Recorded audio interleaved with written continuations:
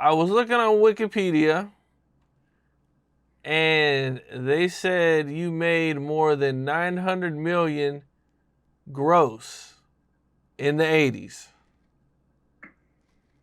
That's Is possible. that accurate? That's possible. I didn't keep numbers. That's a lot of money, man. I think they said you profited more than 300 million, which would be No, that ain't correct. over $1 billion in 2023. That ain't correct. I didn't make that much money. Okay. How much do you think you took home after everything? Probably about 15 million. Nah. Really? Only 15 mil after all that? Yeah. That's a lot of money though for a high school dropout who, when he was 18 years old, when gas was 50 cents, couldn't put gas in his car.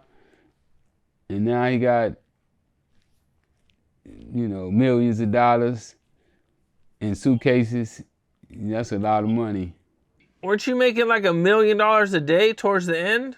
Yeah, but when you make $1 million a day, that's just money come in. You only probably profit out of that about 200,000.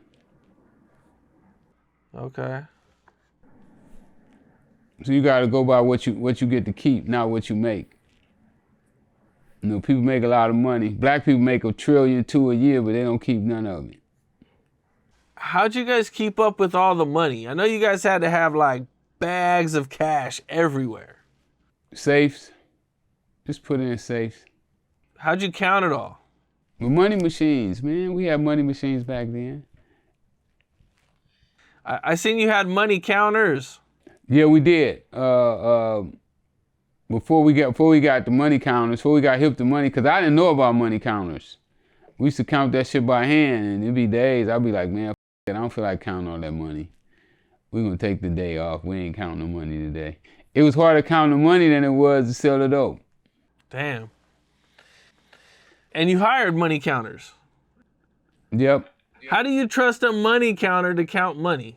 Well, we all grew up together. They was our homegirls. Oh, okay. You didn't search them before and afterwards? Nah. They was homies. Well, I mean, even homies could be tempted to steal when there's millions of dollars there. Yeah, but we wasn't really tripping. Oh, okay. Was there any point during all this where like you made like a really big jump in the amount of money you were making? Like maybe something happened, you met a new connect, you got a cheaper price, and it was like, you're making this good amount of money, but then it's like something happens and bam, it's like, holy shit. Well, we had always been doing pretty good, but when we met Danilo, we got a kilo price break. Where kilos went down like $3,000 or $4,000 a kilo, which was, at that time was almost like unheard of. So, yeah, we did. But we was already doing well. We were already making maybe $500,000 a day when we met him. We wasn't no small time chumpers then. We was doing pretty good for ourselves. But we was always getting the dope from him through his middleman. So once you took the middleman out, then we cut him out. So then the cut he was getting, we started getting it. I see. And this is the same guy that set you up? Yeah. Ended up setting you up? Mm-hmm. So how did he set you up?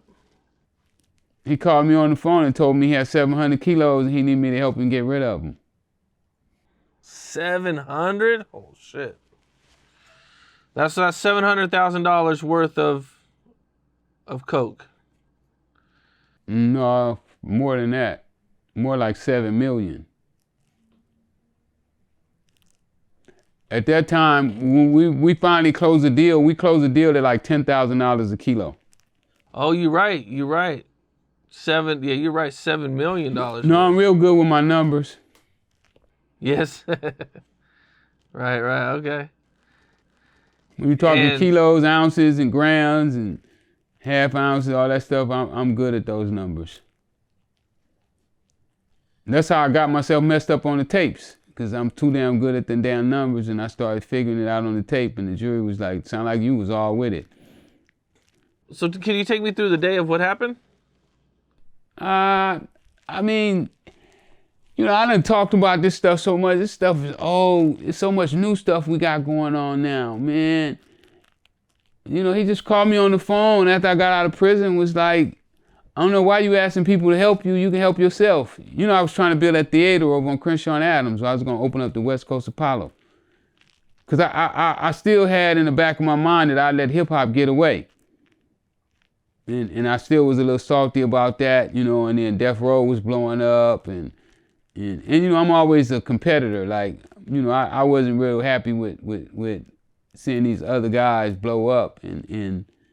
And I was right there at the beginning. I should have had that shit. And I was like, you let this shit. You had Dick Griffey, you had Otis Smith, Barry Gordy. You had all these dudes right there at your fingertips. And all you had to do was bring this fucking hip hop to them and put it out. So I got that theater. I thought that theater was going to be the way that I wedged the weight back, took the power back with that theater. So I was putting that theater together. What I figured that the theater held like 4,500 people, had a great big stage. You probably could put like 4 cars on the stage. I was like, this stage is gonna be where every hip hop artist is gonna want to come and perform on this stage. And then I found out that all the greatest black singers had all performed on that stage. Marvin Gaye, Red Fox, Tina Turner. Everybody had been on that stage. That stage used to be the West Coast Apollo. Before they put the 10 Freeway in, it used to be Sugar Hill, used to be the biggest black community. Well, this theater set in Sugar Hill. So it was the biggest black theater in LA at the time. And I had got control of it. So I felt that was gonna be what wedged the power. But when I went to prison, homeless people broke in and fucked up a lot of shit, and I needed some money to fix it, and I was trying to get help from different people, and I guess DA and all them heard about it, and they sent him to come and help me, and that's what they did. Was this like your one last Hail Mary and you were out the game? That's what I said, but with dope, it probably wasn't gonna be. I probably would have hit that lick, and then I would have been like, oh no, I'll make another 300,000 or 400,000 real quick, and then once you do that, then you be like, I'll make another couple 100,000, and next thing you know, you back wound up and all in and going. No, it's best to stay away from it. Being around South Central LA, did you know Nipsey? Yep, I knew Nipsey.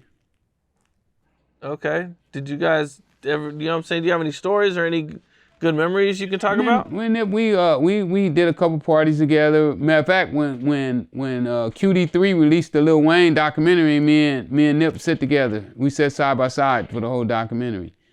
We never did any business together. I was always hoping I could have, but we were never able to do anything. So. I think I seen somewhere you said, you wish you could have gave him some game about how to be rich in the ghetto. Yeah, I wish I could have showed him that. Because what he wanted to do, I could have showed him how to do it. It's you got to walk a fine line when you're wealthy inside the ghetto. You have to carry yourself a little different because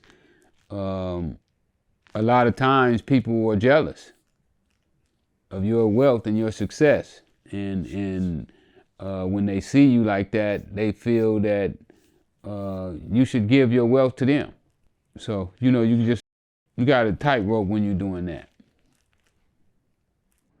Right. I mean, it's got to be rough because you're around people who literally have nothing. Absolutely. Especially right now. I mean, this may be one of the worst times that I've ever saw it. People in the hood don't have $20. Damn. So the COVID money is over. Oh, that really messed it up. Well, they got used to they got that lobster taste in their mouth. And now they got McDonald's money. So yeah, Yeah, that COVID money messed it up. What's up? This is Cam Capone. We got more content like this coming soon, so hit that like button, subscribe, and stay locked in to Cam Capone News.